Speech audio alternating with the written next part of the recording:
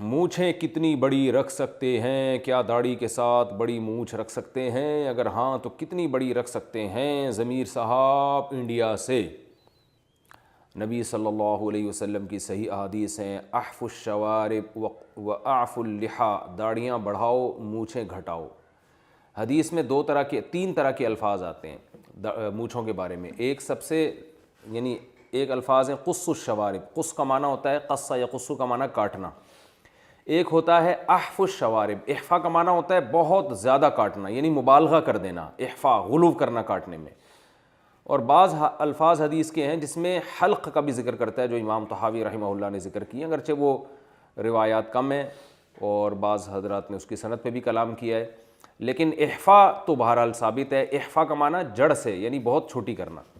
تو مونچھوں کے بارے میں اصل سنت بہرحال یہی ہے کہ قینچی سے کاٹ کے بالکل چھوٹی کر دیں۔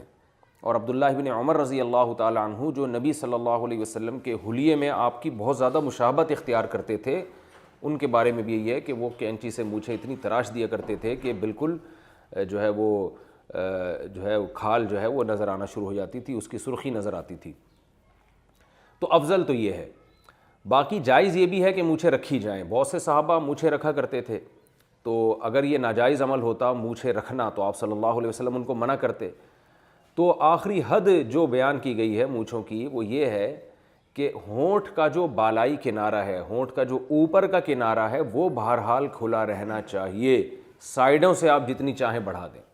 سبالتین کہا جاتا ہے، یہ جو مونچھوں کی کنارے نکلے ہوئے ہوتے ہیں نا ان کو سبالتین۔ تو حضرت عمر رضی اللہ تعالیٰ عنہ کی جو سیرت ہے اس میں ہے کہ حضرت عمر کی بڑی مونچھیں تھیں، رکھ سکتے ہیں، اس میں کوئی حرج نہیں ہے، لیکن یہ جو ہونٹ کا جو اوپر کا کنارہ ہے یہ بہرحال کھلا ہونا چاہیے۔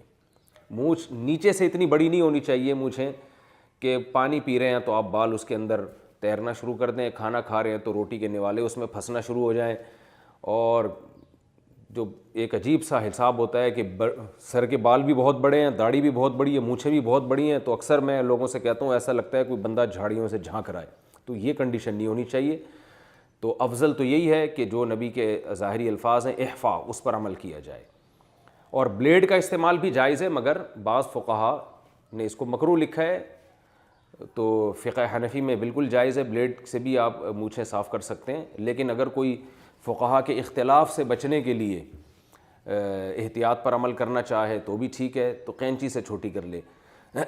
فقہا کے احتیاط کے جو امام مالک رحمہ اللہ کے نزدیک بلیڈ استعمال کرنا مکروہ ہے، تو اگر کوئی احتیاط کی وجہ سے امام مالک کے قول پر عمل کرنے کے لیے بلیڈ کا استعمال نہ کرے تو بھی ٹھیک ہے، زیادہ تقوی کے زیادہ قریب ہے اگر اس کا یہ خیال ہے، لیکن بہرحال بلیڈ کا استعمال بھی جائز ہے۔ تو افضل یہ ہے کہ کینچی سے بالکل باریک کاٹ دی جائیں، بالکل جیسے مونڈنے کے قریب ہو جائیں، یعنی ایسے کینچی سے چھوٹی کی جائے جیسے گویا کہ بلیڈ استعمال کیا ہے، اتنی چھوٹی کر دی جائیں۔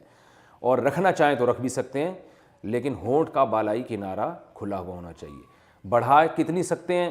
ہونٹ کا اوپر کا کنارہ اگر کھلا ہوا ہے، سائڈوں سے بڑھا رہے ہیں تو جتنی چاہیں بڑھا دیں، اتنی بڑھا دینا کہ اسے ٹریکٹر کھینچنا شروع کر دیں اور عالمی مقابلوں میں حصے لینا شروع کر دیں، یہ بہرحال حرام ہے، ناجائز ہے، کیونکہ یہ تغییر خلق اللہ میں آ جاتا ہے۔ پھر دیکھا ہوگا آپ نے کہ وہ مونچھوں سے جناب بالٹیاں اٹھا رہے ہیں، تو یہ تغییر خلق اللہ ایک نوعیت کا، یہ اتنی نارمل اتنی کسی انسان کی ہوتی نہیں ہے۔ تو میں سمجھتا ہوں کہ یہ ایک مذاق ہے، اللہ کی تخلیق جو اللہ نے آپ کو چہرہ دیا ہے، حسن دیا ہے، اس کو بگاڑنے کے مترادف ہے یہ۔ تو بڑھا لیں، لیکن اتنی نہ ہو کہ وہ اس سے آپ کچھ چیزیں اٹھانا شروع کر دیں اور گینز بک آف ورلڈ میں نام لکھوانا شروع کر دیں، تو یہ پھر ٹھیک نہیں ہے۔